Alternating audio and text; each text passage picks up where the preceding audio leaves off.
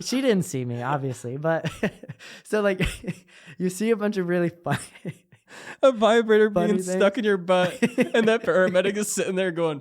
Zzz, zzz, zzz, Yeah. zzz, zzz. Oh wait, shit.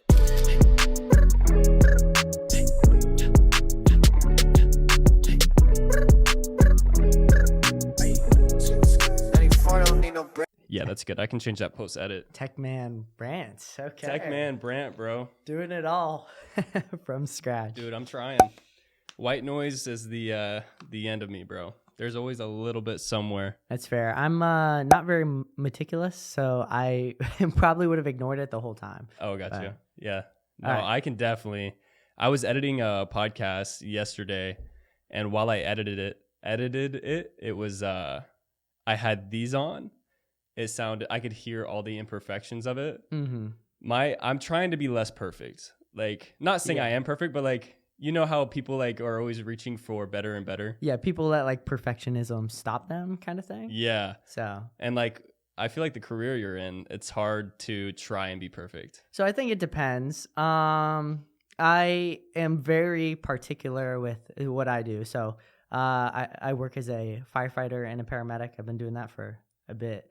But like when I'm working, I'm very meticulous. But when it comes to like social media stuff, I'm much less, especially when it comes to like TikTok stuff. Like it's more of like you obviously don't want to post like bad stuff, but like it just has to reach like a middle threshold, and then I'll be willing to post it because it's more about like consistency. Something like YouTube, I think is much more like has to be perfect to hold the viewership kind of thing. No, for sure. TikTok is very interesting. I feel like it's, and people are going to hate me for saying this, I feel like it's better than Vine. Not saying there's Vine gems. Of course, there will always be those Vine gems, those 7-second videos that are amazing. But I feel like TikTok has made it to where everybody can create these videos, not just like the top 1% of people. Yeah, I mean, I'm biased. So I was too young to be part of the Vine like age. Like obviously I saw it, but I didn't realize how big it was till after. But TikTok is like huge. It's the biggest social media right now. It's the easiest platform to grow on. And that's good and bad what you're saying about comparing it to Vine, because I feel like to be good at Vine, you had to be more creative. And TikTok, you can kind of almost like get away with not being creative because you have all these filters and there's like a game to play. So its viewership is the easiest to get, but it's also the hardest to like grow into something else. Like with other people, like Instagram, it's really easy to get people over to like YouTube or like a website kind of thing. TikTok, you can't do that as well. So because people just keep scrolling, you know, they'll follow you, but they won't like click on your account sometimes. But it's super ADHD. Like you have these like 5-10 second, like 15-second videos, and so people don't go on TikTok for like ad time is super low, and that's why like revenue off TikTok is super low. So. That's something I'm realizing with the clips that I take from the podcast is that if it's not, if I don't say something awesome or fun right off the bat, the clip is going to like... Yeah, it's just going to tank. The view duration goes down by like 80%. Unless right when it starts, it's like, you did what to her? Or what happened with him? And you know, you gotta grab them, dude. Yeah, the hook is important. But listen, I've got TikTok down to a science, right?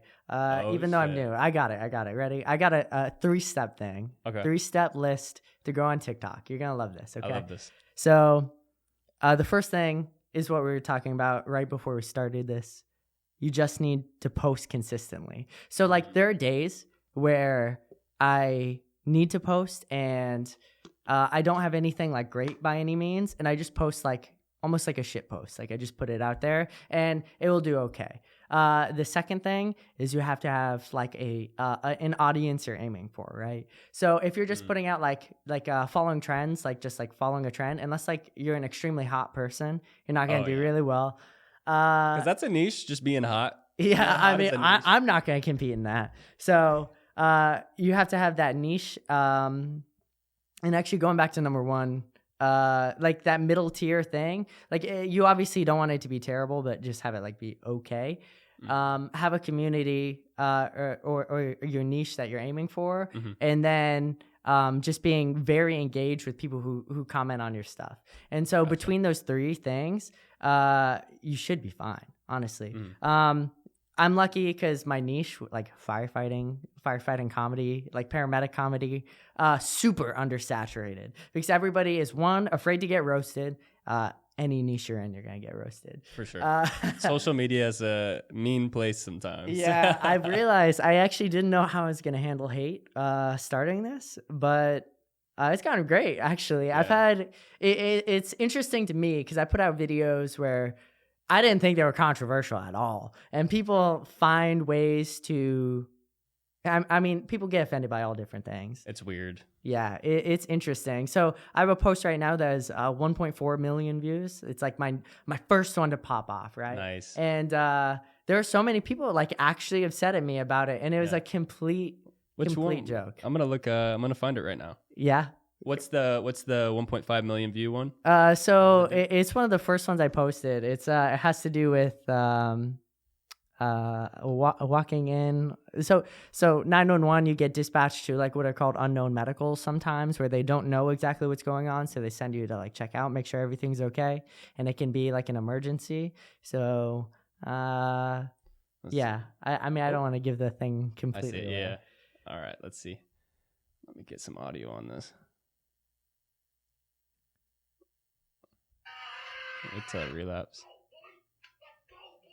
When your unknown medical turns out to be a psych emergency.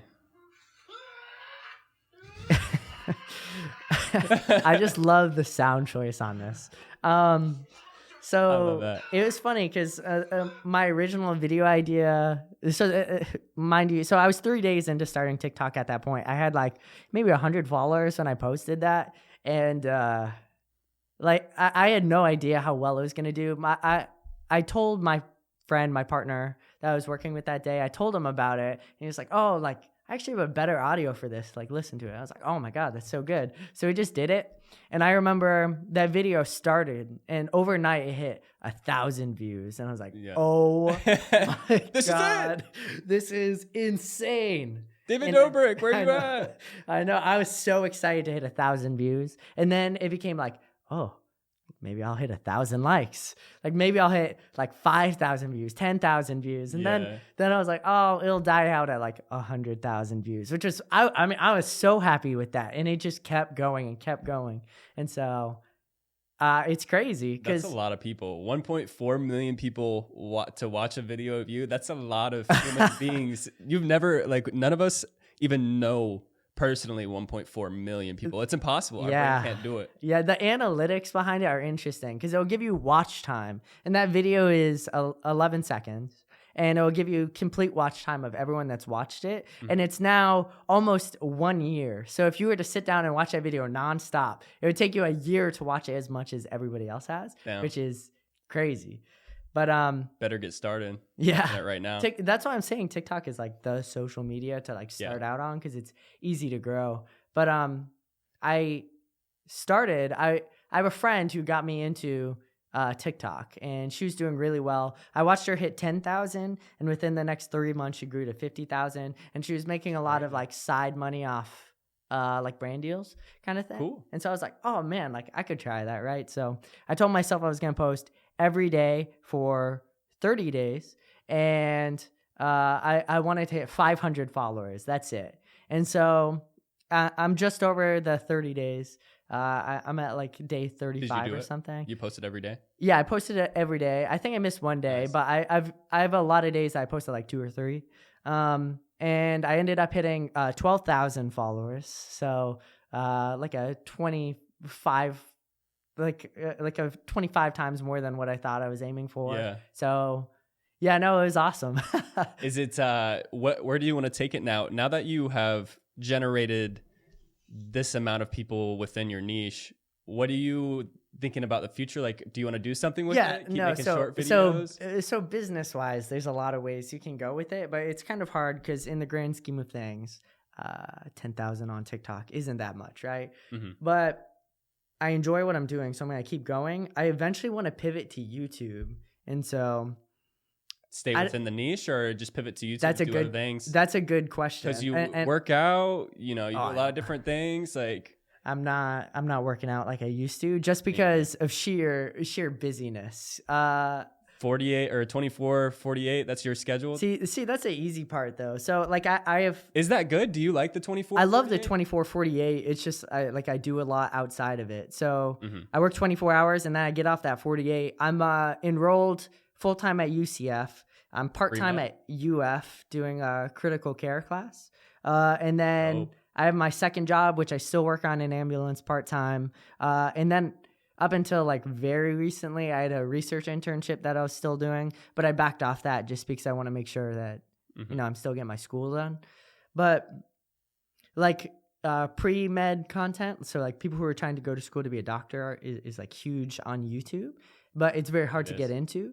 And so I could pivot towards something like that, because like how many pre-meds or have a legit job taking care of people, right, kind of thing. I think a lot of them have been students for their. It's honestly very weird to me to know that there's been doctors that are I guess students who are in like school for 5 years, and then as soon as they finish, they do a residency, and they've never done. I guess they've done plenty of clinicals, but just like in school, like your first time like talking to a patient is like when you've gone through all this knowledge. So you're going from book world to real world, right?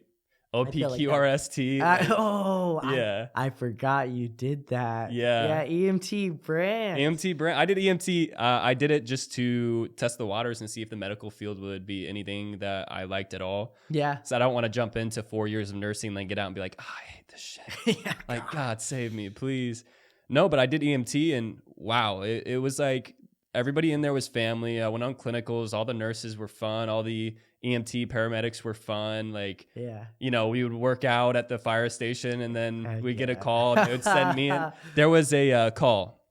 This was my second clinical. And I started my clinicals as early as I could, so I didn't go through all the book work yet. But, I was trying my best. I decided I wanted to be hands-on. I wanted people to think that I was trying my best, and like I would jump to it before they did. Because I feel like that's a lot of first responder care, is kind of just being confident and doing the best you can. But there was a second story, and this was a poor side of Gainesville, Florida, right next to UF. This was the first call I went on with this crew, with this paramedic and EMT. And he's like, all right, go up there, let me know what you get.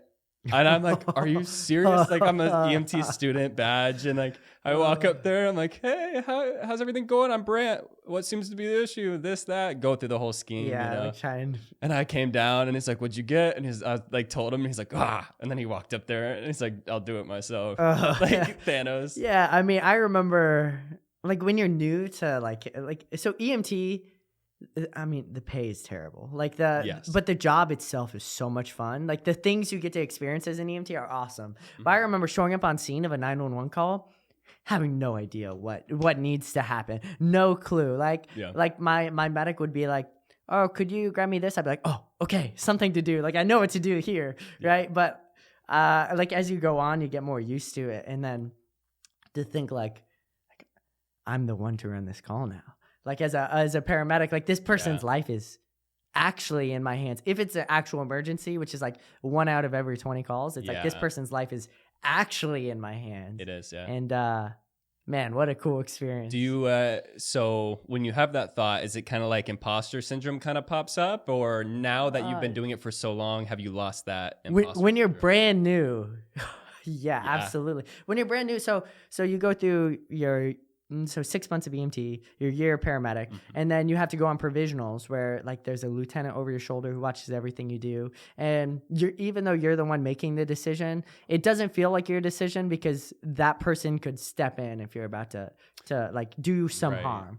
But then you clear, like you test out under like a panel of doctors. They like, all right, like we think you're good. You're good to go. And then you run your first call as a paramedic, and you get in the back of the ambulance, and those doors close behind you, and it's just you and the patient. And there is literally no one to tell you what to do and what not to do.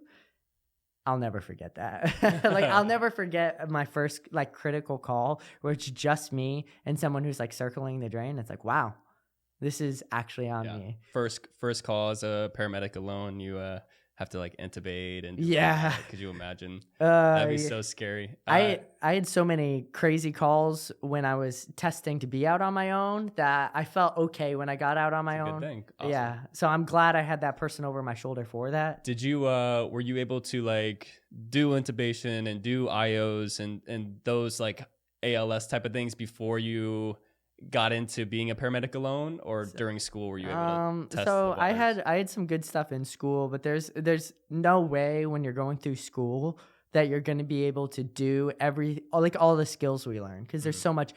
Like paramedic, you're the one that shocks them. Like you do rhythm recognition, you read the 12 lead to identify strokes, intubation, IOs, crikes, where you like cut the hole in their neck. Oh, yep. And so there's no way you can cover all that. So there's stuff that you're gonna do for the first time on a patient, like not on a mannequin, and that's when you clench your butt cheeks a little bit more. You're like, training, please. Yeah. Please Step do 1, scene safety.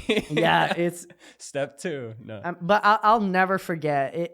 It's kind of sad to me because I know within the next couple of years, like I'm gonna be done with 911 forever, and so I'm really in the like part of my career where I'm cherishing it because I'm getting close to the end of my school, and what was I saying? Is so you're doing pre-med. Yes.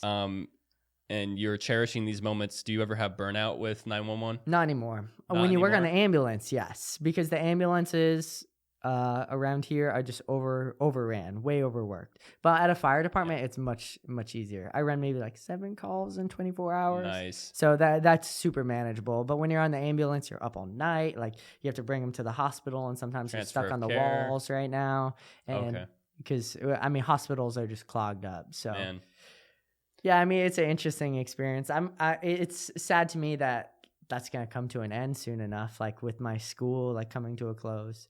I just, I'm enjoying it. It's not easy stuff, and that's what makes it. That's why I've grown a passion for the medical field, is because it feels like you're doing like it as a cashier. You don't have that sense of worth. Of course, if you're a cashier, good for you. Yeah. But medical field, you have so much worth, and you feel important, and people appreciate you. Like, if you walk in somewhere with your uniform on, I'm sure people are all the time like, smiling and just nod at you. Do you feel like a celebrity when you walk into like a firehouse subs? Not a celebrity, but like people will be like, "Thank you for your service." And to me, it's strange because I don't think I'm doing a service. Like for me, like it's a job, but I enjoy my job. I love like the chances I do get to help people. But like 98% of the time, what I'm doing is like, like, here, let me help you off the floor. Like, oh, you've been sick for the past week. Like, let me give you some medicine for the nausea and give you some fluid. But there's like 2% where we like either actually get to go in and fight a fire, or we have like a legitimately critical medical call. And those are the ones where like, I mean, even then I love my job. So I it doesn't feel like it's service. Like they're like, thank you for your service. It doesn't feel like service. I just enjoy it.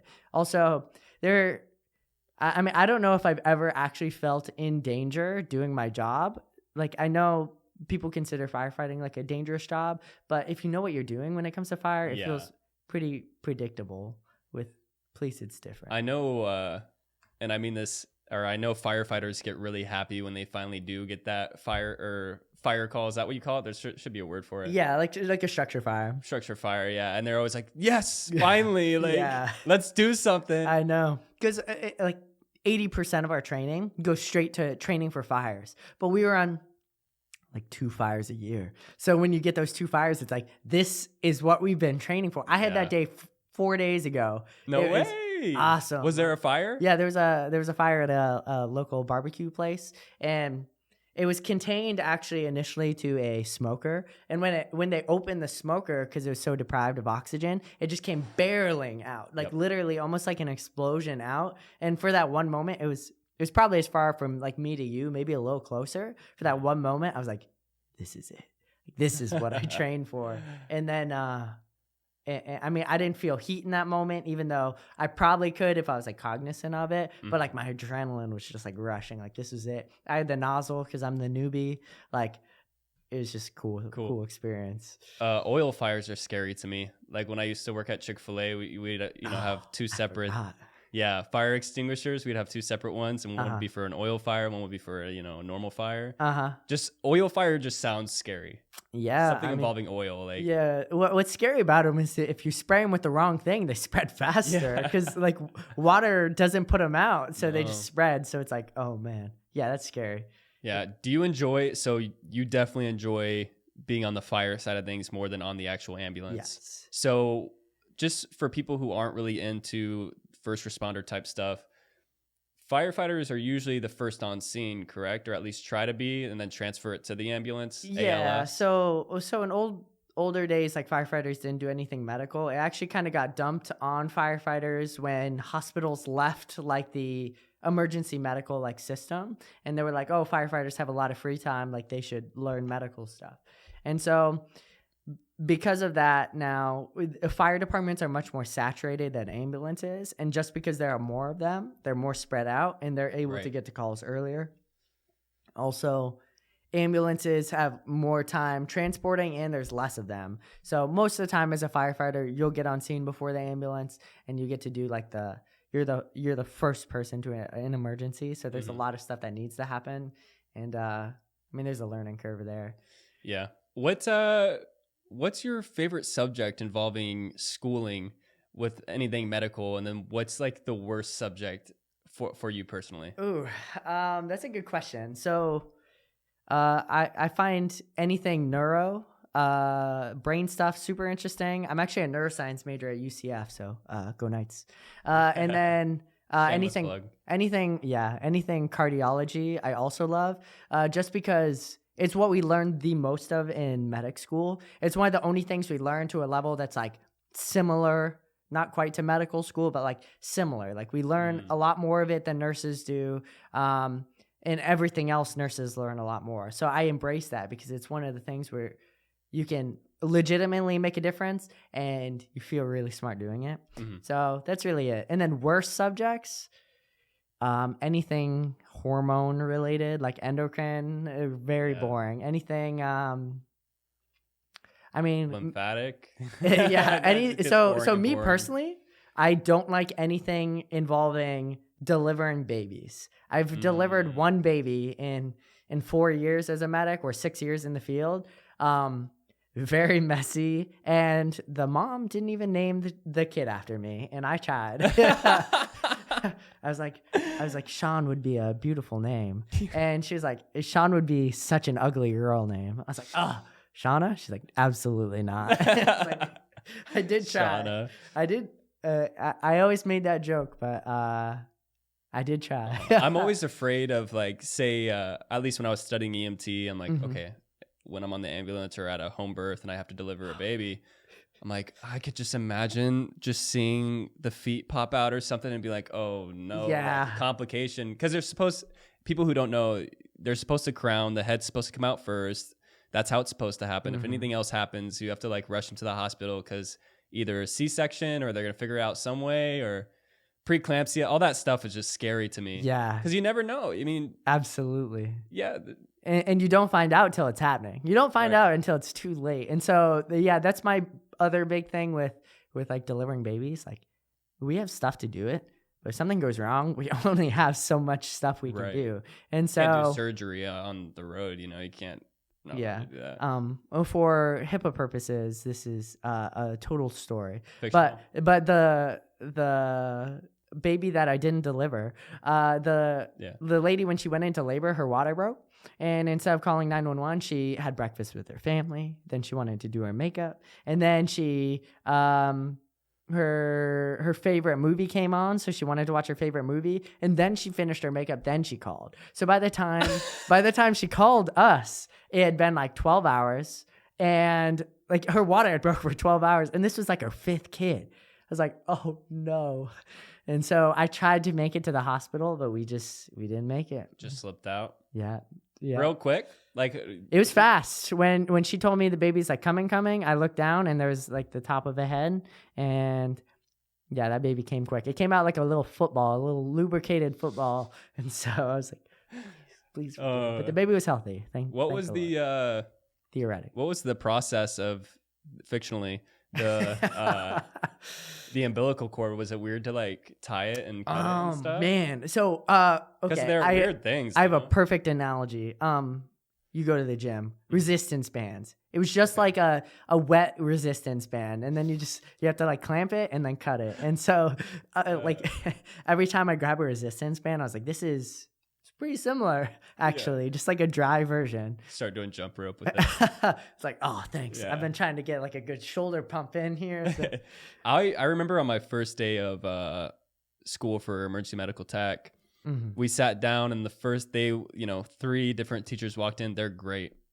Shout out to the Santa Fe crew. They're all amazing at Santa Fe College in Gainesville. Good school. Yeah, great school. And there's a police academy in the same building, EMT, paramedic, everything's in there. It's just an awesome crew. He walked in, and the first one goes, if you're here to make money, you're in the wrong place. He's like, you will not make good money. He's like, you will be upset about your pay until you're retired. And he's like, do you understand that? And then, so we were all like, oh God. And then the next thing he said, I mean, it's not wrong. Yeah, he's like, if you're here to be the hero or save lives, you're not going to save lives. And we're all sitting there like, oh my God. Like, why am I here? Yeah. But they were all amazing, but it was kind of like just like military type at the beginning. Yeah. I mean, okay, just beat it into us. We're ready. That's pretty realistic though. I mean, the pay as an EMT. So when I started as an EMT, 2015, I was getting paid almost minimum wage. I was literally getting paid, I think it was $8.31 an hour. Wow. So that is actually like nothing. 2015, yeah, I started at Chick-fil-A in 2015 making about $8.35 an hour. Yeah, so that's what I was getting paid as an EMT. When I went up to be a medic, I got paid a whole $11.81. Whoa. Shoot, what a raise. That's crazy. I had a roommate working in the deli at Publix making more money than me. So that was, I mean, the pay is just terrible. Like at that point, just call me a volunteer and give me an award for it, and I'll do it as a passion project. Key to the city. But the pay has been getting better recently, especially with they've been having like mass exoduses over the past year with COVID. Like the field has just been like awful, like mistreatment wise, and so the pay has gotten better, which is good. So I just feel bad for anyone who's worked on an ambulance over the past year. Like, I mean, that's rough. That's rough stuff. Yeah, and you've been active working this whole entire pandemic and everything, right? Actively working. I haven't stopped since. Are things going to be normal soon, or if not? I mean, we've had viruses and things in the past, and not necessarily pandemics recently, but pretty big problems. Like, yeah, it's hard to say. Back when they had the like most recent like big pandemic, which like I would consider like the Spanish flu, like back in the 1920s, there was a lot more trust in medicine and the government, so people were more willing to like get treatment / like listen to like stop like spread of things, right? In which now the trust for the government is like all-time low, so people don't want to listen to anything the government says, which leads to like a mistrust of like public health officials. And so like I get not trusting the government, like totally get it, but you should trust health professionals. That's why I did it. I got to meet a lot of the immunologists who are like in the process of like developing specifically the Pfizer vaccine, and back it was a while ago now, like probably closer to 2 years ago now. I guess the pandemic's not 2 years old, but it was up in Sanford, and they were just so knowledgeable about it, and they would like tell me something, and I'd be like, okay, I don't understand. I need you to bring that down. And they would tell me again. I'd be like, okay, like I kind of get it. And so people like that who spent their life studying it, I trust them. And so that's why I was so quick to get it. I always wonder if like immunologists and people just in the field of like, I guess I don't know the other names of careers within like pandemics and stuff, but as soon as this probably rolled around, they're probably so happy. They're like, yes, relevant. I study. Yeah, I'm relevant. Let's go. Everybody's gonna ask me questions. Yeah, now. like they're like everybody looked at them. They're like, God, this is so boring. Like I couldn't imagine like studying virology in medical school before a pandemic. I'd be like, why do I need to know this? I don't care. Yeah. And now I'm gonna be like glued. I'm like, this is so interesting. Mm-hmm. But yeah, dude, it's an awesome field. It is. You have a passion for it? Yeah, I mean, oh, I remember what I was gonna say earlier. So I mean, I love it, but like I'm cherishing what I'm seeing now because I'm never gonna see it again. Some of the stuff you see in 911 is just absolutely unforgettable. Different. Between like there are like funny things you see. Like I had a person who was going to a birthday party dressed as a clown crash their car and go unconscious. So like I showed up and I was like the first person there. I opened the door. There's just a clown. Oh my gosh. Theoretically, HIPAA. Yeah. But there's anything I say, clowns. The clowns just keep coming out of the car. Theoretically, everything I say medical is just. This is a fictional podcast. Every story that he's saying is not real. Yeah. So I'm not going to specify it for the rest of it. Just assume that. I've had a girl with something lost up her butt. It was like a vibrating sex toy lost up her butt, and if you were dead quiet, storage. You could hear it. It was like zzz, zzz, zzz. I was like, oh. Oh, she could hear it. Yeah. Did you like shine a flashlight and like? Oh no, absolutely not. I left her to the hospital. It was just funny because when we were getting out at the hospital, they were taking her out of the back, and I was standing behind her in the back, and it was like buzzing, and I was like, bzz, bzz, bzz, bzz, like, you were not just like dancing. She didn't see me, obviously, but so like you see a bunch of really funny. A vibrator being stuck in your butt, and that paramedic is sitting there going. It was a good time, but you see like that stuff. You also see like really sad stuff or just like really brutal stuff. Yeah, like murders, like suicides, like shooting, stabbings, heart attacks, like and like I can say I've seen stuff that people will go their whole lives without seeing, and man, I'm gonna miss it. It's so chaotic, and so think about it because. Mr. Everett, one of the teachers at Santa Fe, he was always saying, remember almost every single 911 call you get, it's that person's worst day of their life. So when people are just being just not nice people or normal people, or if you can't understand how to empathize with that person, just understand if somebody has to call 911, usually it's like one of the worst days of their life thus far. Yeah. No, Unless it's a stub toe and they just want you to grab the remote. I get that. I mean, my pet peeve is when people are rude to patients. Even if they're rude to you, I'll literally just suck it up. Because we deal with them for what, 15, 20 minutes? Like, we can deal with it. It's very rare that I actually will say something to a patient, but that's mostly if they're getting like verbally abusive towards people. But yeah, I mean... It's one of those things you just deal with. And you're also just a really nice guy. So you're probably very personable, very patient, empathetic. Like, you know, I could see you definitely changing a patient's mood. Yeah, it's actually funny because most of the time I leave a call and wiped slate. Like I don't remember that call. Like the next day, I'm like, oh, what did I even run yesterday? Like I barely remember anything I ran yesterday. I ran like maybe like 8 calls. So has there ever been something where you couldn't empty that cup? Something that you just kind of remembered for the day after or day two? You don't have to talk about it if you don't want to. No, I mean, so it's actually interesting. So a lot of people have like PTSD in the field, and for me, I like worry that I have it and don't know it because nothing actually bothers me. Like I've seen some downright like brutal things or just like I know they're very sad, but like I don't know if I'm just like made to do medical field stuff, but like I just like it doesn't actually bother me. Like I can see it and be like, yeah, this is sad, but like Lion King, it's the circle of life. Like sad stuff happens, and sometimes like older patients, like it's their time to go. Normally, where people struggle is like kids and younger things, but like sometimes terrible things happen. Is how I justify it in my head, and it just doesn't actually bother me. Right. I'm not one to stress out at all. Like even with like school, like I'm almost a straight A student, and like if I have a bad test, I'm like it might upset me for like a couple seconds, but it's like it's over. Like doesn't matter. Like stressing about it doesn't matter because it already happened. So You just got to move on. Just got to do better on the next one. I can definitely relate to you. I don't like to dwell on mistakes or bad things. I like to pick up where I left it off and then be like, do better or try harder. A lot of people get like stuck.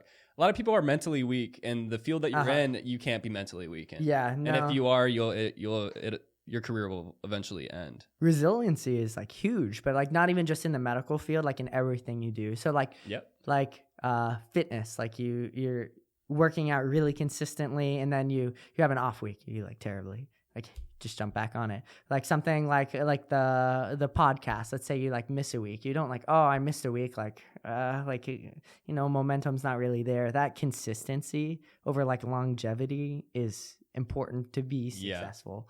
So I think I just kind of came to a realization where I always try to find motivation in things and inspiration, which is awesome, and it's a very good skill to harness, is to find motivation and inspiration in things. But what I've realized is to be disciplined quite literally means to do something without motivation. Yeah. So say I'm not motivated to make an episode this week.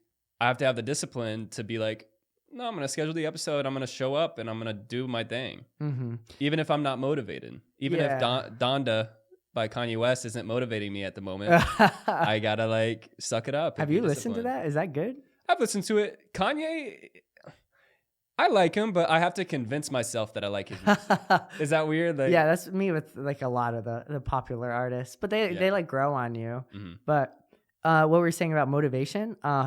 When I'm motivated, I'm much more ratty. Like I'll do all the little things to put it together and like make it happen. When I'm not motivated, I still do the big things, but I'm just leaving out like a lot more of the details. Like at the gym, instead of doing a tempo lift, you're just kind of like getting through I miss 10 the reps. gym. I see people like Dane and Larry on here, monsters, bro. Huge. Both of them. Huge. Absolute like beasts. Yeah. I love seeing those guys in the gym because I'm like, God, I miss being like you guys. I would pay to see Dane and Larry just go into a cage and just rip each other that would apart, be beast. I would love to see them work out. Do they know each other? I'm assuming they would have. I'm assuming they do, because I think when I posted the podcast with Larry, I remember Dane sliding up and be like, "No fucking way, Larry Muscle, hell yeah!" Oh yeah, they're both monsters in the gym. Yeah. I see them. I'm like, dang. Especially, so I don't know where Larry started. I didn't know him before he was already jacked. But Dane, I saw him when he started at the gym. At least like was pretty new to working out. That boy was small. Yeah. And now his neck's thicker than my legs. That man is a different type of disciplined. He told me on the podcast that one time he was very strict to his meals, and he had to go out with friends or something like that on an occasion, and he didn't have time to eat his meal prep. This man takes, I think he said chicken, broccoli, and white rice, the classic meal prep, the bro prep. He puts it in a blender, blends it up, and he chugs his meal as a smoothie. Tell me that chicken, broccoli, and rice in a smoothie? It's an eating disorder, but he's a monster. He said he's force-fed himself to the point where he's puked on multiple occasions. God, geez. Have you ever force-fed yourself? I mean, I've never force-fed myself. So when I started, I was 99 pounds. Obviously, I'm not jacked like I used to be, but I started at 99 pounds. I made it up to like a lean like 140, and I like looked like a tank. But I never like force fed myself. Your biceps were huge. Yeah, I was like jacked. And then I went back to school full time, and I was working full time, and I just couldn't keep up. But we'll get back there. But it's a great excuse. I use that excuse too. When I started though, like I was literally eating Chick-fil-A like twice a day. I was just like eating ice cream. Like I just like I just put on weight. I just had to prove to myself that I could put on weight.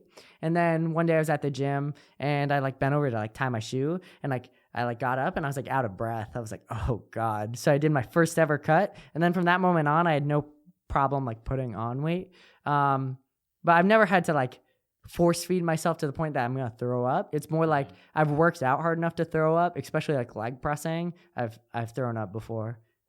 I don't like leg pressing. I just never get gains from the leg press. Really? I try to get the range of motion right, and I try to like, grip the platform correctly. I just never feel the same way I feel when I just do like a squat or reverse lunge, things like that. Yeah. Leg press just hasn't resonated with me. So leg press is actually probably like my main compound movement for legs, but wow, it's because squatting, my range of motion on my ankle is actually like not great. Because I was born with what's called like a club foot. So like my legs came down and then there was like a curve at my foot at the ankle, like where it cut like completely in. And so that's how I was born. Remember you told me about this. I I had, didn't even know this. yeah, I had a tendon that was cutting down to my leg, and it like took a shortcut essentially. And so it was shortened. So what they did was they broke my ankle, straightened it out, and they told my parents like, yeah, he should be able to like stand, but he won't be able to like bear weight on his foot really well. And he might, if he's lucky, be able to walk. He'll never be able to run. And I don't know what happened, but I can. I'm just running with it. But it has held me back in like a couple things. Like I played soccer growing up, and so I deal with like ankle injuries. I did cross country, so every once in a while that would hurt, or like track that would hurt. And so the main thing is when I pull my toes up, like on one side it's all the way up, and then on my right foot it's like just a little bit stops. up. And so because of that, when I squat, I lean forward at my waist a lot, and because I have a lot of waist flexion to stop my heel from coming off the ground. It's really hard on my knees and my hips. So I'll put plates behind my ankles, but it only does so much. So I used to squat a lot more. Now I still do sometimes, but it's mostly like lots of lunges, Bulgarian split squats, leg press. I've definitely matured in the gym, because I used to be like, bench, squat, deadlift, do all the bro things, and now I'm realizing like now I just go train at the basketball court, and I do like an hour to 2 hours. I do jump rope. I have like a specific regimen with like shooting drills, like Steph Curry drills, things like that. You're pretty nasty at basketball. Hey, I appreciate it, back bro. in the day, you got the height for it. Hey, thank you, bro. I want to do a YouTube series where it's like basketball oriented, where I show up at parks and stuff and just like park takeovers, things like that. The professor. Yeah. He's crazy, bro. He's got crazy handles. Yeah, I actually don't know that much about him. As a non-basketball player, I see him, I'm like, holy. But yeah, he just looks really skilled. Shout out my 4'10" mom for stopping me from playing basketball ever in my life. Yeah.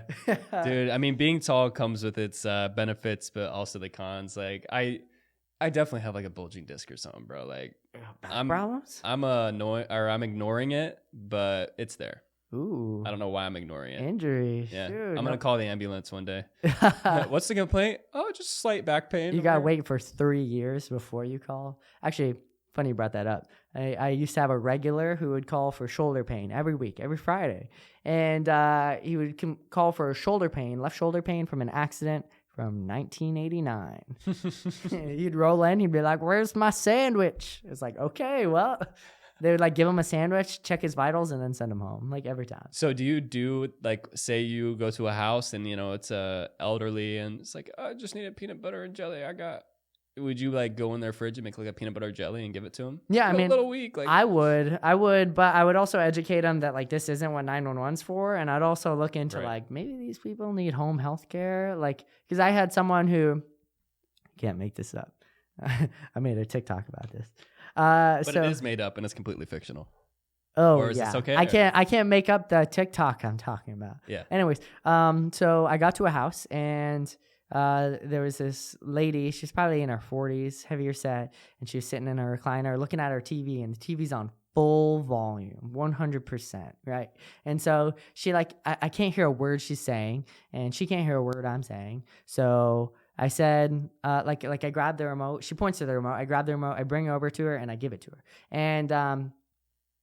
And she turns down. She doesn't turn down the volume. She changes the channel. I was like, what the? So like I like turned down the volume. I was like, hey ma'am, like what are we doing here today? And she's like, oh, I just needed you to grab my remote. Like I worked out yesterday. She worked out, good on her. But I worked out yesterday. I was just too sore to get up. I was like, are you kidding? And she was 40 years old? 40 years old. That's like, you should be able to go grab the remote. Yeah. I mean, she was heavier set, but she wasn't that heavier set. But I mean, good on her for working out. But like, this is a 911. Right. That's just it's funny, but it's also like, like these guys are meant to, help people who are dying. Yeah. Or an emergency. Like, yeah. I mean, honestly, so working on the ambulance, like 90% of what you run is like, it doesn't need an ambulance. 5% of it does need an ambulance, but isn't like a legit emergency. And then 5% of it needs an ambulance and is an emergency. Mm-hmm. So, yeah. What's your relationship with the law enforcement with whatever county you work in? So law enforcement is very interesting. So first of all, my brother's a cop. So I don't have any issues with like cops by any means. Like I think a lot of them are really good guys, but I think there's an issue with like the system within policing. Like I don't know a single reason as a cop why I would not want to have a body cam to both protect me and protect like the person that is being like dealing with cops. Right. Because I think cops, most of them, great people, right?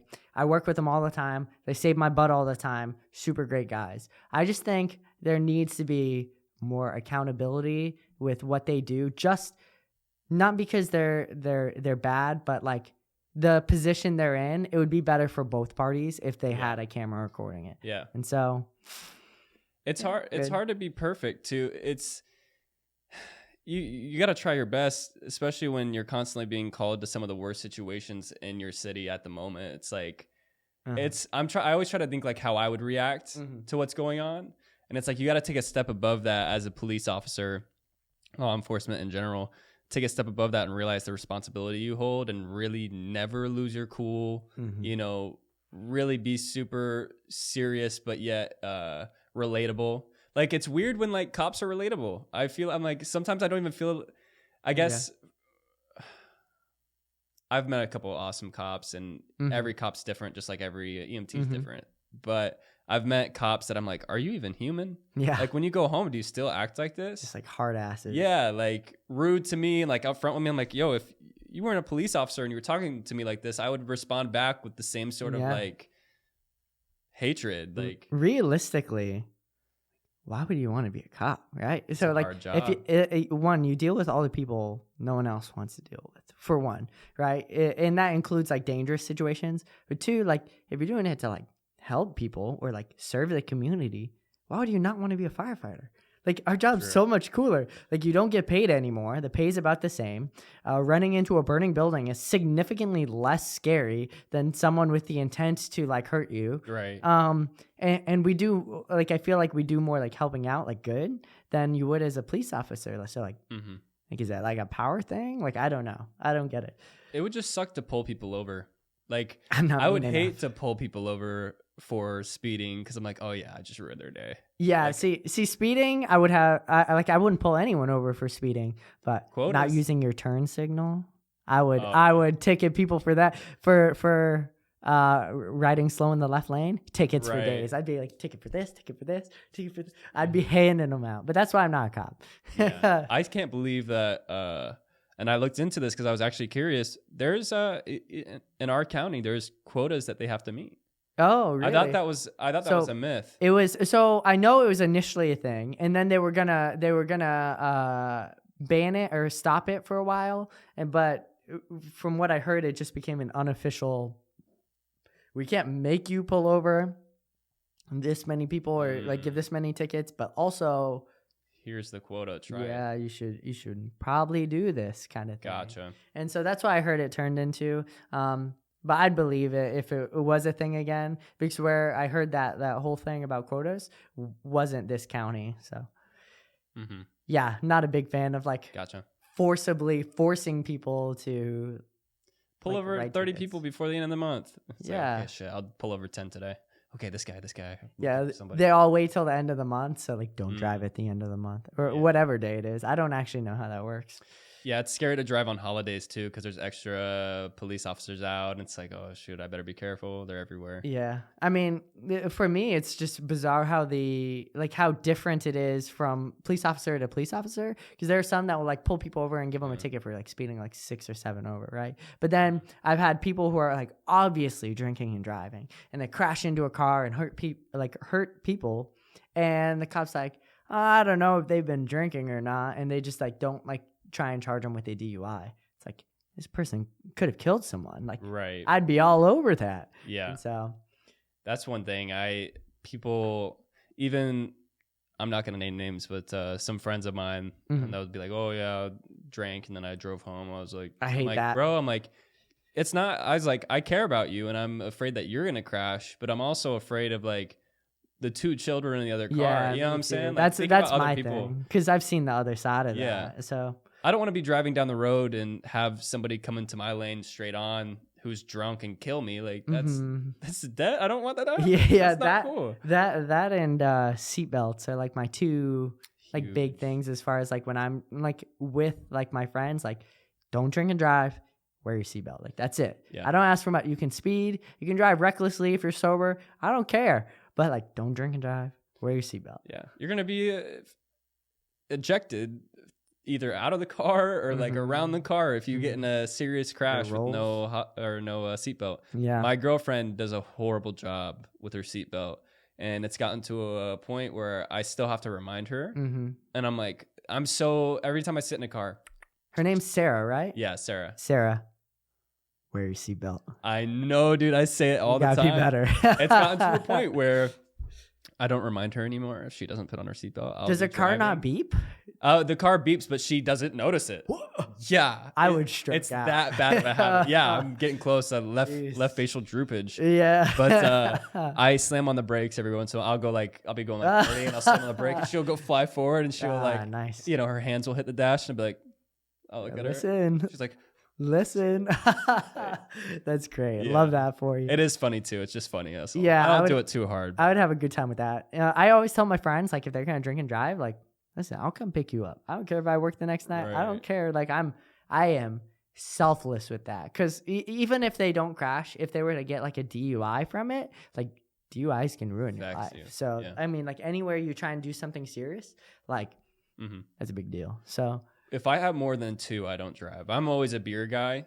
If I drink 2 beers, I don't feel anything. yeah, Like I might just be like, yeah, cool. yeah. Like It's like social. I can still play a whole game of way. basketball, but even if I have 3 drinks and I still feel like the same way I would have 2 drinks, I won't touch the steering wheel or I'll wait 2 hours, 2.5 wait a little hours, bit. hang out at the crib. Yeah. Even then I try to avoid it at all costs, I'm about the same. So it obviously depends on like the situation, but like back when I was more fit, I would always drink like hard liquors because they're less calories, and so then I wouldn't drive at all because like you never know. For some reason 2 shots hits me way harder than 2 beers. Yeah. So it happens quicker too. Like it hits your. Yeah. I feel like a lot of it's like as soon as you take a shot, it's in your system. When you're sipping on a beer, you're drinking it for about 25 minutes. Yeah. So you spread that shot for 25 minutes, you probably wouldn't feel the same effect you would. yeah, definitely. And I'm actually in the middle of I'm trying to go 100 days. Not that I was an alcoholic, but I just wanted to go 100 days without drinking at all, like even social drinking. Or something serious. So yeah, I overdid it a couple months ago. I was like, I'm just gonna take a break from drinking for a bit. I'm just gonna hang out. You know what's a good way to do it is to purposely have a horrible hangover. Like drink irresponsibly, have a horrible hangover, and then you'll I did. It was rough. My friend threw a party where like there were like water slides everywhere and there were a bunch of people there, and so we were like playing drinking games, and man, it was so much fun. And then that night I just got destroyed. So we were drinking all day, but at night I was just fucked up. So the reason I drink the same beer every single time, Michelob Ultra. Oh, I love Mick. Yeah, it's great. It tastes like water. It's low percent alcohol, low calorie, like 96 calories. Yeah. Unheard of for a beer. Yeah. I drink the same thing every time. I know X amount gets me X places. I try not to mix liquor and beer. I don't mix beer with beer. I drink the same thing I drink all night because I've felt the sword. Like when I was a kid, like in homecoming, like I was 21 in high school, I guess. Yeah. But I'd take 16 shots and then just totally like be gone. Yeah, and you then just puke in the back real quick and come back in. It's not it anymore. Do you play video games? I'm weird, bro. Uh-huh. This is actually an incredible question that you just asked me. Okay. I have a Xbox 360 that I play. Oh, yeah, that's the only thing. I've had 4 Xbox Ones. Okay. I've like bought them and then resold them, and then I've had a PS4. I have a Nintendo Switch right now that I don't really touch unless I'm having people over, play Super Smash Bros. Or something like nice. that. But I just play throwback games on 360. Really? Like what games? Modern Warfare 3. Nice. I'll just sit in my bedroom at night, crisscross applesauce, and I'll just sit there and giggle at the screen all night, all happy that play. Yeah, just play. Where I was going with that is, have you ever played on like a big TV where you like hit like to look right on the stick, and like it's like a half second behind where you're like hit right, shoot, and there's that input lag. Mm-hmm. That's how it is when I drink. Like I'm living life on input lag, and so I got really bad the day of that party where I was like a second behind everything that's actually happening, and so yeah, I'm just not trying to do that now. I just need to clean up my eating. Yeah, it's not a good feeling whenever you're drunk or high or whatever you are. So it sucks to think, man, I'd rather be sober right now. Yeah. Or I have anxiety from this. It's like, I can't even enjoy this. It can be a good time because I get pretty like unleashed when I drink, but at the same time, like I don't need that all the time. I'm a pretty tame person. Like I go to work, I go to my other work, I do school a lot. Like on my off days, most of the time, like if I wasn't here, I would be at the UCF library for like 12 hours. And so, like I'm pretty tame, but when I go off the leash, I like go crazy. So yeah, no drinking, just need to eat healthy now. I eat terribly. If you're trying to fix bad habits, it's good to make yourself super busy. Yeah. So if you're an addict, or if you make poor decisions, or if you just got through a very serious breakup, it's always good to overschedule yourself and keep your mind moving, keep your body moving. There's this clip from Parks and Recreation. I can't remember the guy that I'm talking about. I can't remember his name. It's been so long, but he's riding on a bike and he's like a super fit guy in the show. And he's like, I got to keep my mind busy and myself moving at all times to avoid from falling into a spiraling pit of depression. Yeah. And he's always such a happy guy in the show. And so that line was hilarious. I'm like, yep, that's about it. It's actually pretty interesting because like through my last breakup, like I didn't really feel sad. Not that like I wasn't sad that it was ending, but like I was just so busy at the time that like I just didn't have time to feel it. And by the time I slowed down, like it's already long gone. Yeah. So you didn't have time to bask in the pittiness. Yeah. I mean, it was interesting because like we lived together at the time, and then we still lived together even after we broke up for a bit. And I mean, I was just gone so much. But what was that like? That's like a difficult situation. So shout out to her. I doubt she'll see this, but if she does, shout out to you. She handled it great. Like, even though she was really upset over the breakup, she was very like cordial with me. Like we were still able to be like slightly more than acquaintances, but like not quite friends. There were like some issues we had, where we had to figure out like, you know, who gets the dog, that kind of thing. And who ate the last slice of pizza? Yeah, no, we're very good about that. And I'm not a mean guy. Like we didn't end on bad terms. So she did handle it really well. So props to her. But I feel like most of the time, like it would be very messy. And I realize I don't ever in my life want to move in with someone until I'm getting married. And I'm never getting married, so it doesn't matter. Yeah, it's good. Are you a guy where you want to be friends with the girl before? Like some guys actively search for a significant other, and to me, I'm like, I just am cordial with people, you know, girls, females, and sometimes it turns out to be more than expected. And some guys go into it like, oh, this girl could be a significant other. I'm like, stop. Yeah. Like be friends with her, figure out. Amen. Yeah. So I'm at the point in my life where I'm just so busy. I don't want to date. Like 0% of me, like the thought of having to take into account for what someone else thinks when I'm doing stuff, like just doesn't sound appealing to me. Like people who are in relationships, like that's cool. Like you're probably in a good point of your life for that. So like, that's cool. Yeah. But me personally, I just don't want that. I agree. So, like I'll meet like girls and I'll be friends with them, and like sometimes they'll like me and sometimes they won't. But you know, you just have to like play it by ear and kind of be like, yeah, this isn't like a good point for me to want to date. And yeah, that's really it. Yeah. What's perfect with my relationship, because I stay very busy, and when I first met her, I realized that she was super busy too, and she does her own stuff and she does her own thing. To me, that's when I kind of dropped that idea. I was like, okay, she's super busy with her stuff. Good. I'm super busy with my stuff. We'll share the moments we do have, But I would be Better. lying if once like 5 days passes by where we can't see each other and it's like been Yeah, it nothing can be but rough. work for both. It's like we might have a argument over something just because it's been so long since we saw each other and we're both just upset that we haven't been able to.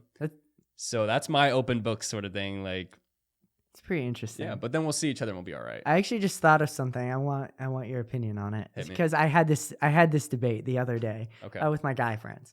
So, and one of my like really close like chick friends, right? Because I got her opinion on it.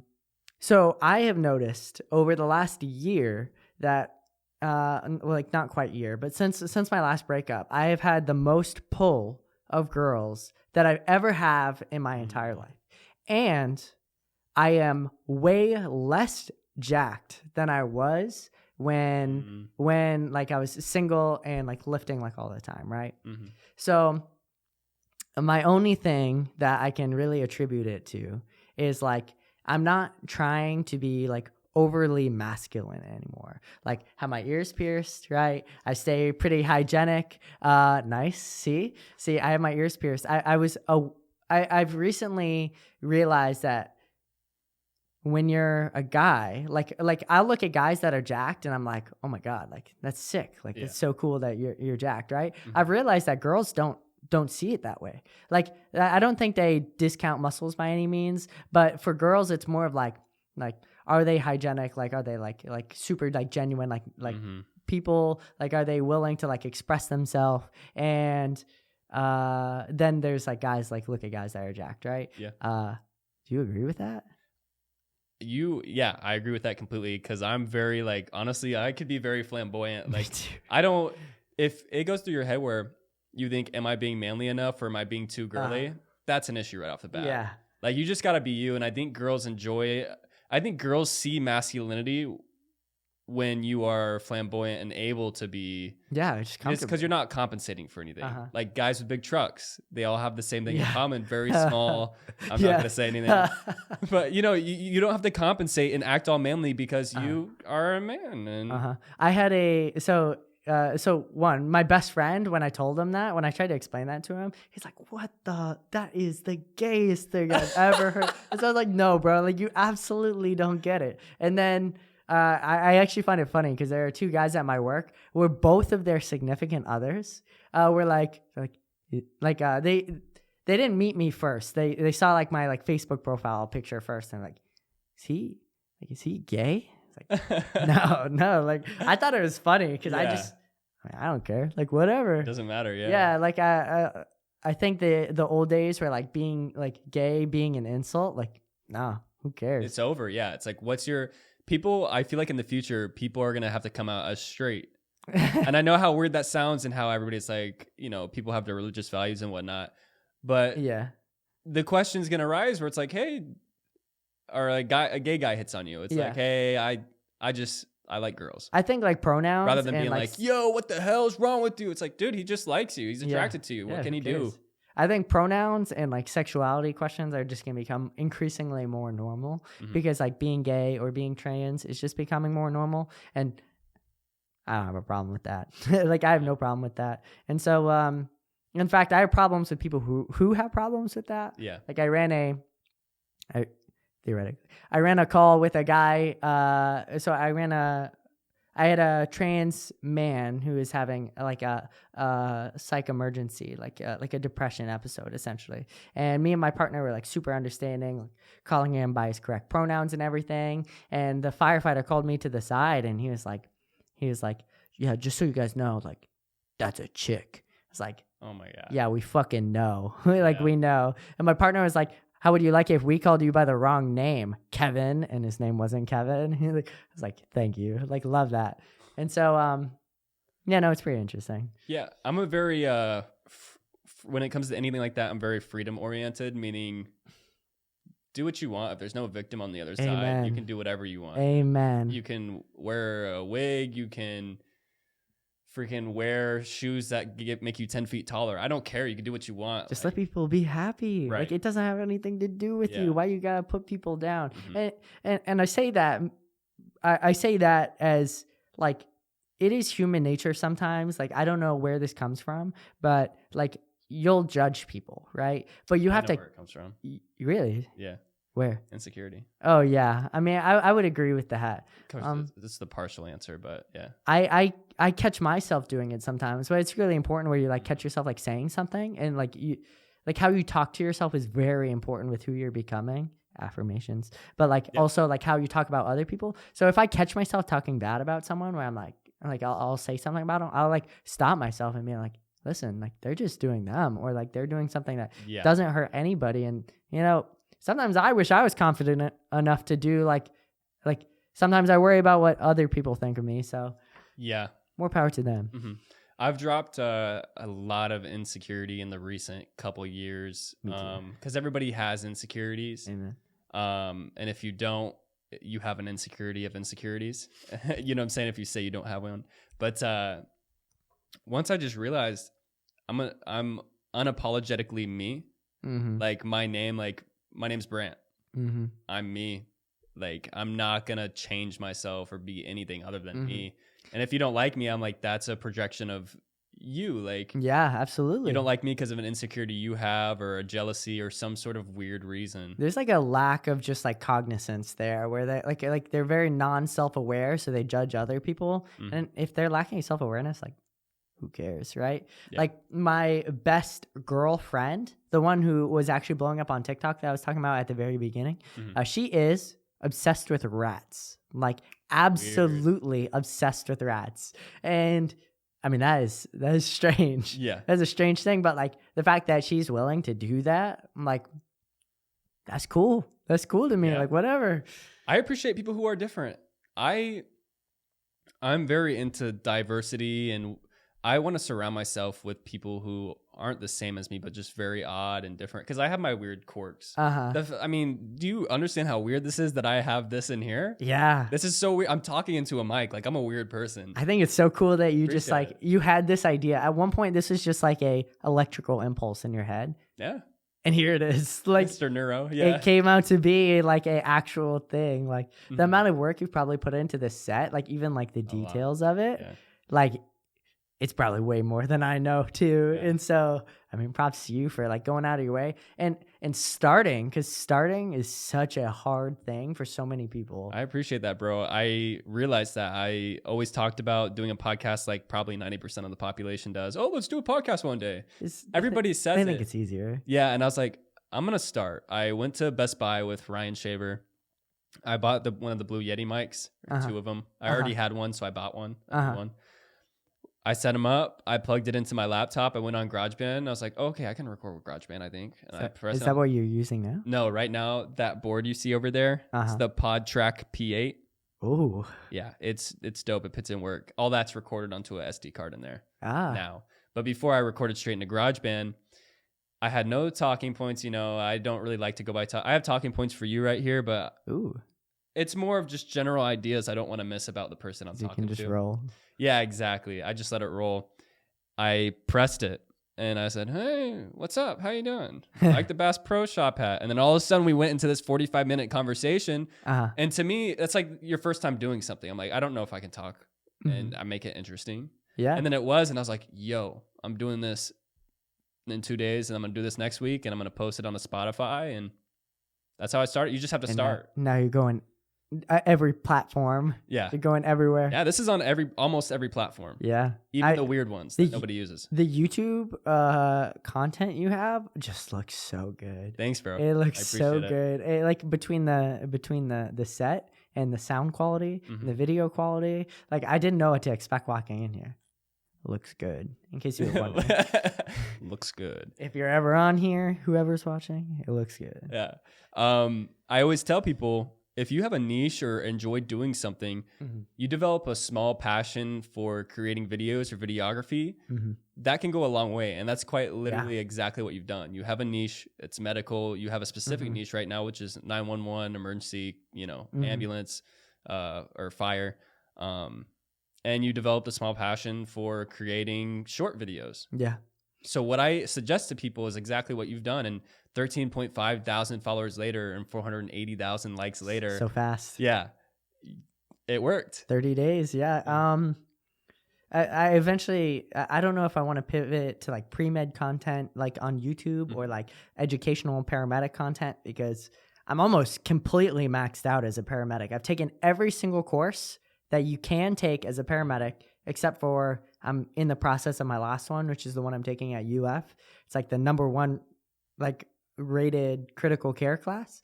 And so once I get that, like, there's nothing else to do. So I'm doing educational content. I'm definitely like accredited. What's the word? Credible to do that kind of stuff. And I like teaching. I taught at a children's hospital, which, speak about intimidating.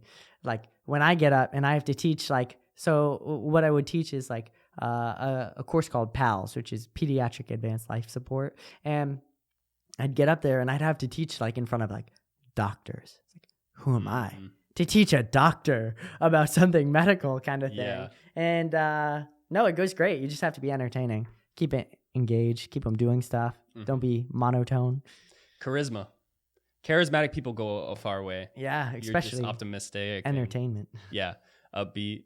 I try to be charismatic, but I'm also a little bit like, I don't like small talk.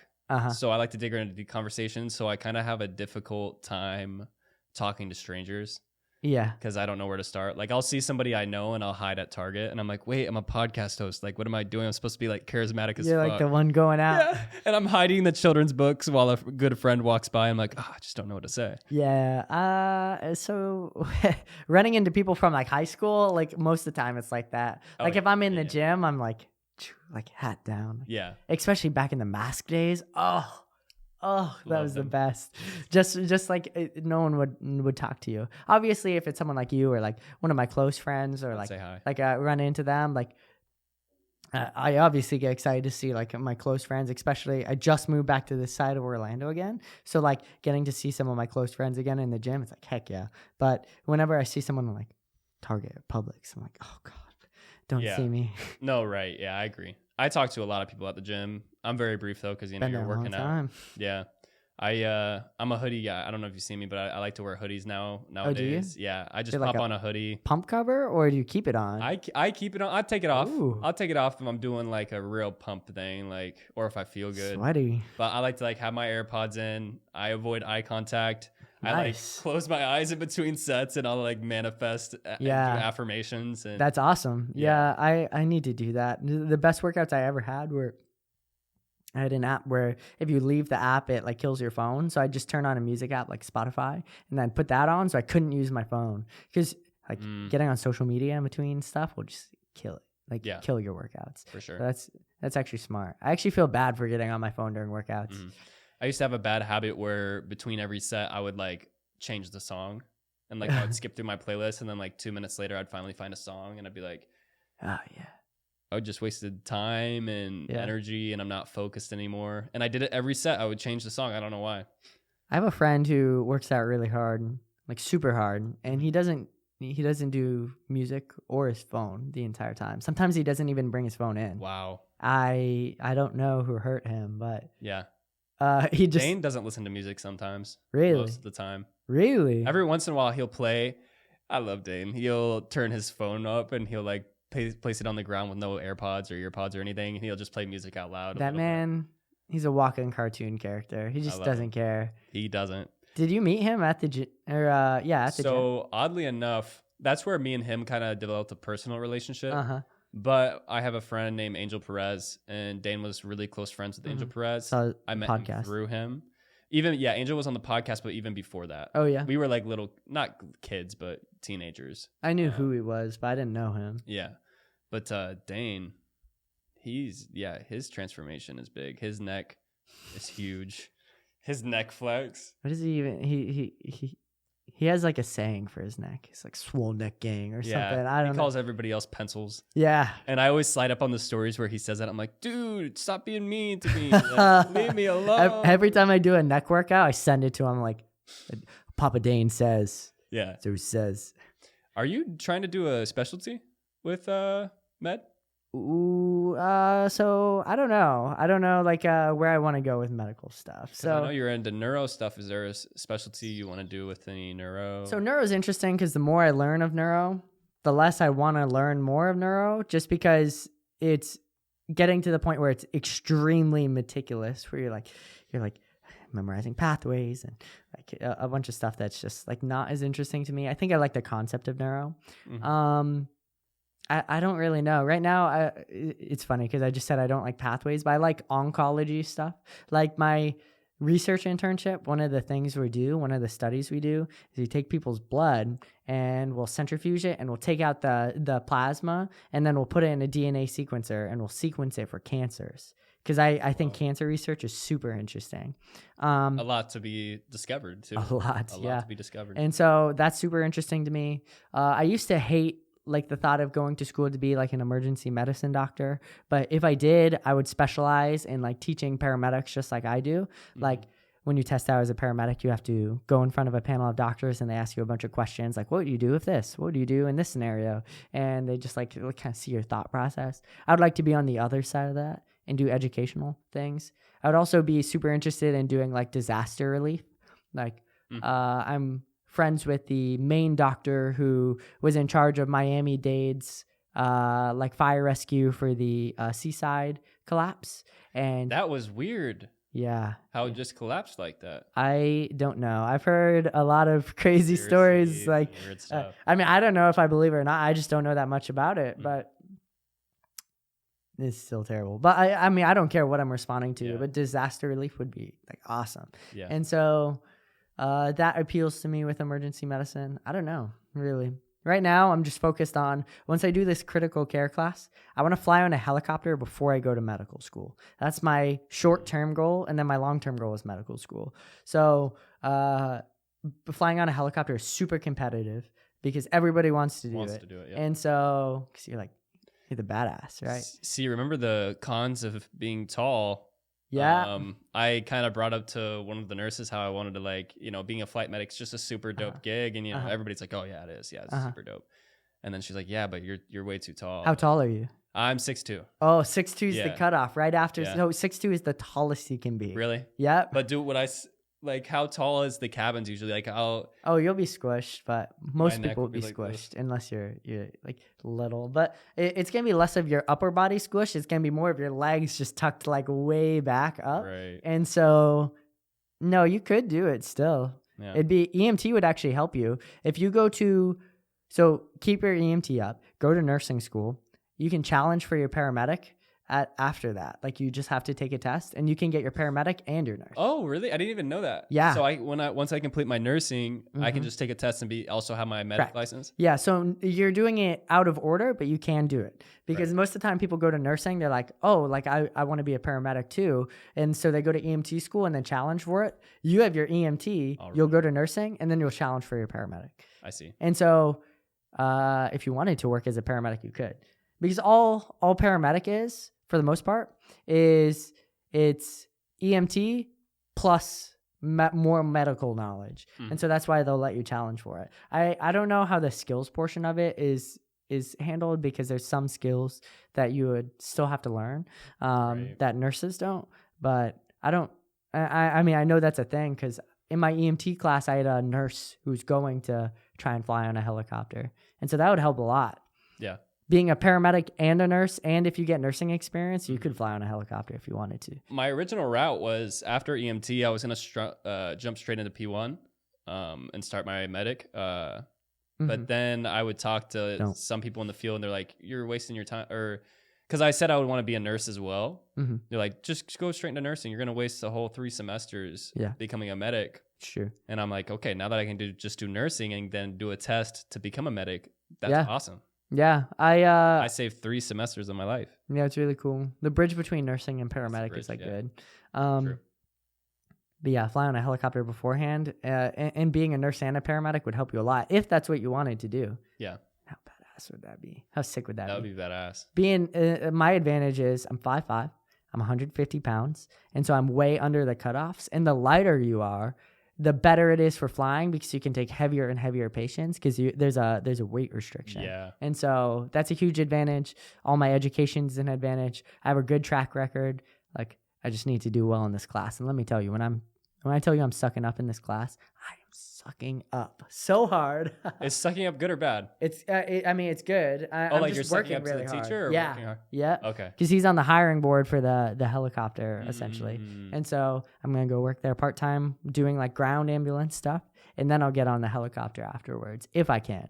Yeah. So who flies the helicopter? Is it it depends. Is it just a pilot or is it just? Oh yeah. Yep. Okay. So there's 3 on a helicopter. Pilot. Most of the time it's nurse and paramedic. That's the most common. But sometimes it's like respiratory therapist nurse or respiratory therapist paramedic, or sometimes it's like physician nurse or physician paramedic. Gotcha. So we'll see. Yeah, man. ER is crazy. Emergency it's just crazy. The ER. I worked at, or I did my clinicals at Shands. Oh yeah. Some of my clinicals at Shands. That's where I'm going this semester. Yeah. For the big trauma center. Yeah. The critical care class is like insanely difficult. People say it's like taking an entire semester of classes, and then I have my entire semester of classes. I don't think it's quite that bad. I think that's an exaggeration, but it's difficult. And then we have clinicals up there in Shands, and man, it's going to be so cool. That's such a fantastic hospital. Yeah. The doctor I work under, I just saw him yesterday. He is one of the lead doctors at Shands, and so I'm going to be applying to UF's medical school coming up in a couple years. Nice, dude. Yes, I went to school at Gainesville for a whole year. I love Gainesville. I love UF. I love everything about it. I love the year I spent there. Is Gainesville boring? I guess I have a very subjective opinion about this. Okay. I just don't like. I don't want to poop on them. There's a lot of homeless people, and the traffic was high, and I'm just a very spiritual kind of guy. Mm-hmm. So that kind of stuff just kind of like played. It just wasn't. It didn't make me happy. Yeah, that's fair seeing enough. all these homeless people, and then seeing all these arrogant younger kids. You know, a lot of it was awesome. Don't get me wrong. I had a great time there, but I'm a very spiritual guy, so a place like Claremont with the Chain of Lakes, and it just, or like St. Pete, or it just love St. Pete. Yeah, St. Pete's a great location. Tampa too. Shoot. Tampa, yeah. I just feel better. Yeah, no, that's fair enough. I heard from a friend that went to UF that like unless you're like partying, like that's like your thing, like or like just like very very social with your friends, that Gainesville's like kind of boring. And so I don't know if you could speak to that at all. I could. The times I would go out, it would be at different gyms. I'd go to a couple of different ones just to change it up, work out every day. You know, I'd work a lot at Olive Garden, but I'd go to get different coffee shops and the libraries and study and stuff. I have gym memberships for days. Even now, it's disgusting. I have like maybe 5 different gym memberships. Do you really? Yeah, no. If you look at my keys. Let's see them. It's ridiculous. Boom. So you got a lot of keys, period. CF, yeah, a lot of responsibilities. CF, Crunch. This is a gym called Ironclad in Altamont Springs. This is LA Fitness. And then this was to my apartment gym, but they just deactivated it. So I still have it. Gotcha. So lots of gym memberships. Yeah. Too bad I don't work out. I know. I haven't been working out either. Like I said, I've just been at the basketball court. I'm trying to, I want to be athletic. I don't want to be, I've realized that I've started to just that lifting and dumbbells, it's like, it's not really athletic movements. Nope. I want to be quick on my feet. They're almost separate. So you could do both, but it would take double the work. They're almost like off, like not opposites, but they're not as, there isn't as much carryover as you would think. Yeah. Now, are you in school right now? So I got accepted into the main track for nursing. Of course, you know, there's rollover and you have to keep waiting, but I'm starting in spring. Nice. Yeah. That's awesome. So I've had to wait. I've had to have 2 semesters off. Oh, geez. So you're just stuck waiting and waiting. Yeah. I just told my girl the other day, I was like, I honestly miss school. I miss taking notes. I miss reading PowerPoints, listening to lectures, going to the coffee shop after class and reading up more on what the teacher said or, you know, it's just, I like education. I don't know what this is called. I'm curious if you have it too, but do you get like anxiety when you're not, like when you feel like you're not progressing? Whoa, yeah. I almost am I'm way too hard on myself. I have to be productive at all times. Yeah, I feel like I don't watch any TV. My main form of entertainment is TikTok. But like the main thing I do is like school or work, and both of them there's Right. things to progress in. And so if I were to take a semester off, it would stress me out. Like, Yeah. No, I have these gaps or these couple hours in my day where I would usually work on schoolwork. And that's not there anymore. So I'll work on the podcast. I stay very busy. I have a lot of things, a lot of moving parts right now, but you know, that slows down. I don't have to read a whole textbook. How long does production take for this? Ooh. So right now, actually, this is going to be the first podcast that's edited by somebody who's not me. Oh. Yeah. Hello. Yeah. Kenneth Rosa. Shout out Kenneth Rosa. He's on my team now. Wow. He's my editor. He's going to kill it. Wow. But yeah, this is a lot of work, bro. Just fixing the audio, matching the audio with the video clips, editing all the video clips, cutting, clipping. Yeah, all separate. Yeah, uploading, building a thumbnail, posting it on every single platform. And then you split it for TikToks too. Yeah, the clips also, but they're fun. Oh yeah? They're fun. It's fun to make the clips because I can be artsy with it and throw my little edits into it. But the podcast is completely uncut. I've never taken anything out. Yeah. Super raw dog. We raw dog this back. I noticed that because a lot of the time when your podcast start, you're still like talking about like normal shit. Yeah, like the setup, setting you up into it. I try to surprise people, and sometimes like 25 minutes in, they'll be like, "Are we recording yet?" Like, yeah, we're recording. Yeah. So, where did you get this idea from? Like, who are your inspirations? Your podcast. So, I made so technically the first episode of my podcast isn't actually the first episode of my podcast. Okay.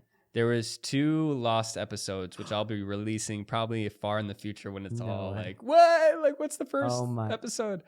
You're telling me people are missing out on some podcast episodes? Yeah, the first and second one. But the reason I started trying to do a podcast way before doing a podcast was cool.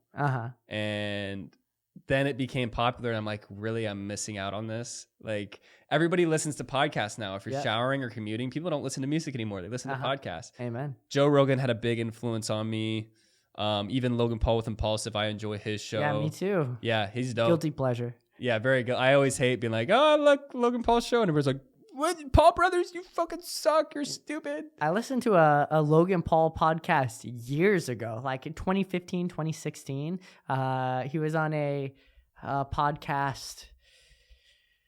It was some success podcast. And I actually I loved it. I thought Logan Paul was going to be the next The Rock. And then, you know, all this stuff happened. Yeah. He's actually been very disappointing ever since. But in that podcast, he was very motivating. And so I've listened to some of his podcasts, and I kind of like him. Mm-hmm. It was the daily vlog that got him. Just people put on this weird persona, and when they vlog and stuff daily, and they're like, oh, jump over buildings and craziness. It's like, there can be a lack of like insight or like thought of like what could happen. Yeah. And so like you actually have to like take a step back and like look at some videos and be like, is this a good choice in what I'm doing here? Yeah. I do that with every TikTok right now. I don't post a TikTok without sending it to 2 of my friends and being like, is this a good take? That's it.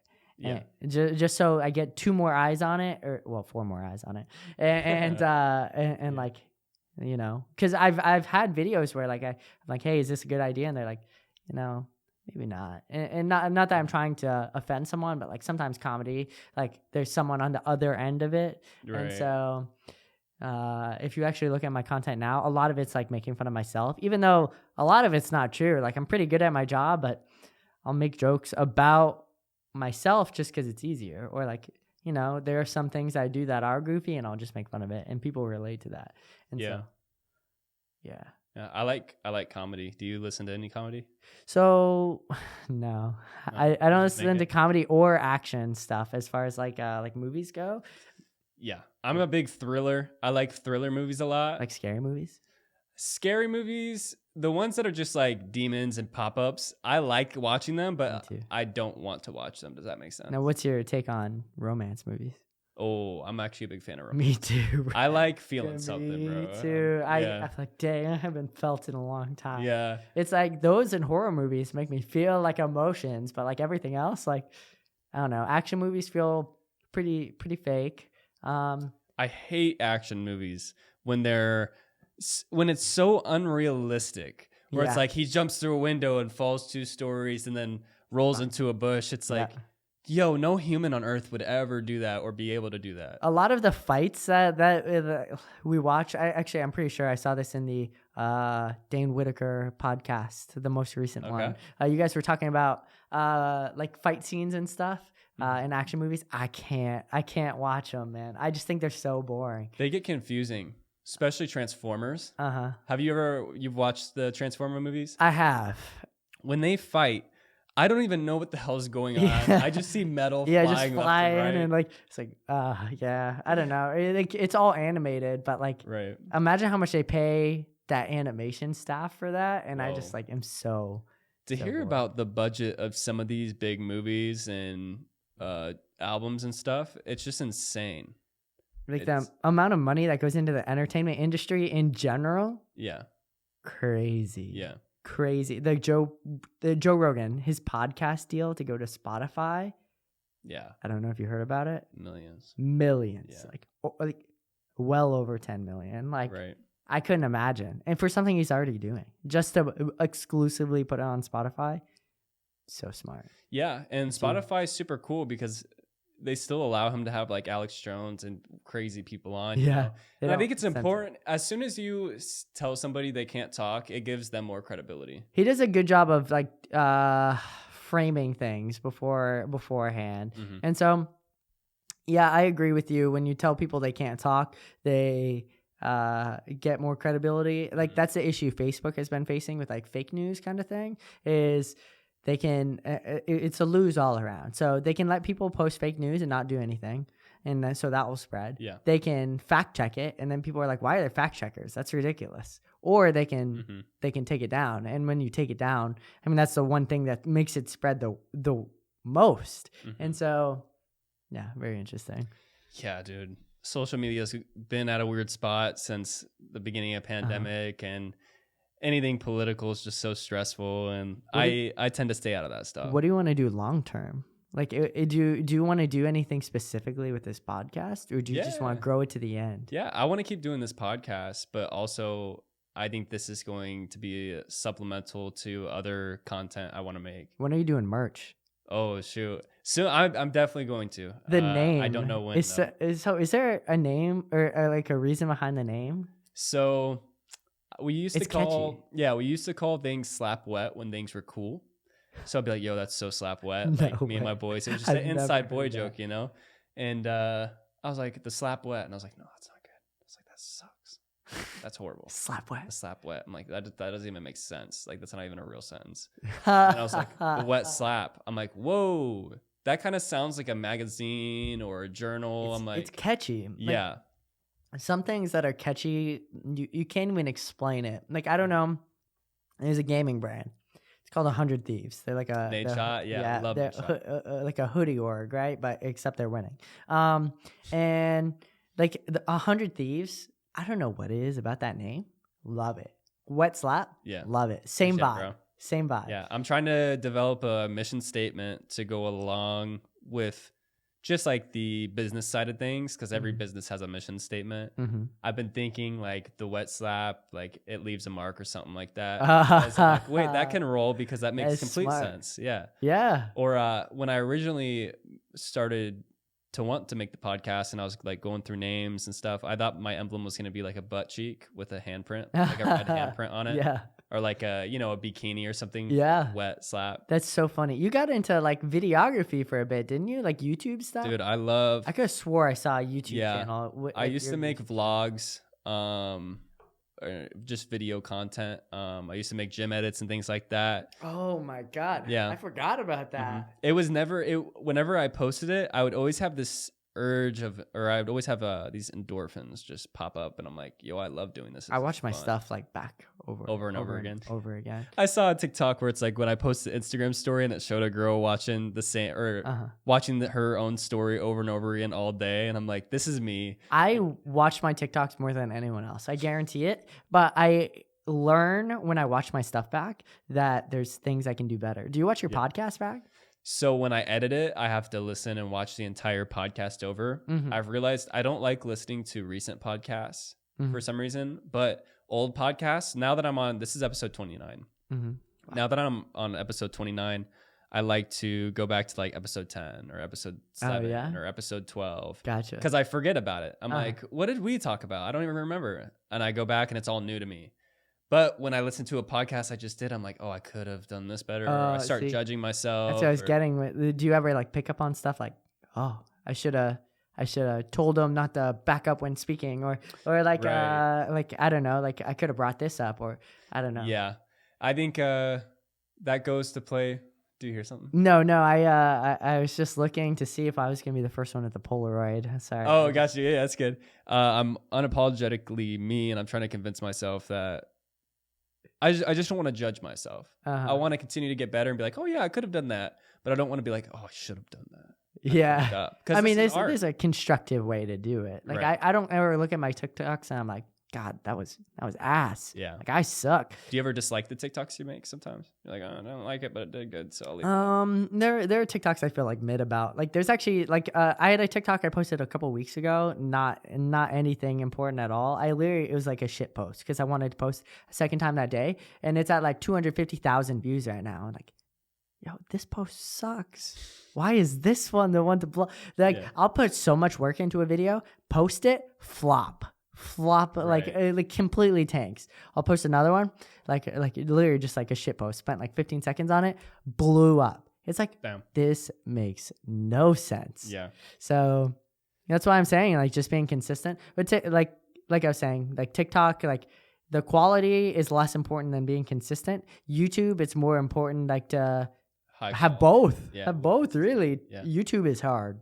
YouTube is hard to be in. For sure. So. Well, dude, I feel like I could talk for 2 more hours with you, but I think I'm going to have to cut this short because I don't want to give my editor a 3-hour podcast as the first one. I'm starving. We're going to do this again. I'm in. Yeah, we'll do this again. I already told all my friends I was going to be on this. They're like, oh my God. Awesome. Do you have any shout outs you want to give to any friends? Shout out to my best chick friend, Rat Whack. Shout out to Casey Harriman, even though he's probably not going to watch this. I don't know if you know him at the gym. Shout out to Drake and Chase for my work. I know Drake's going to watch this. Dope. And then shout out to... Mom. Yeah, sure. Shout out to Brant's mom. No, just kidding. Shout out to my mom, even though I'm definitely not going to tell her about this. Oh, her. So that's really it. Got you. And I'll post this on my TikTok, and maybe I'll get a clip out. Yeah, right now, plug some of your social. The only thing I care about is my my TikTok. I actually just rebranded to saw that at Friendly Medic. Friendly Medic. Because that's I'm pretty friendly. I'm trying to rebrand while I'm smaller. I struggled for a while whether I was going to do that, but that's really it, at Friendly Medic. And if you want to follow my Instagram off there, that's fine. Yeah. But yeah, you have a great head on your shoulders, bro. It's Thanks. You great too. Conversation. It's actually crazy seeing how much you've grown. So thanks, cool. bro. I know you knew me when I was a little teen. Well, you've grown, like your self growth is crazy. I appreciate that, bro. When I first met you. Yeah. So thank you. I feel the same way. Nice. Cool. Until next time. Yeah. You too. I'm in.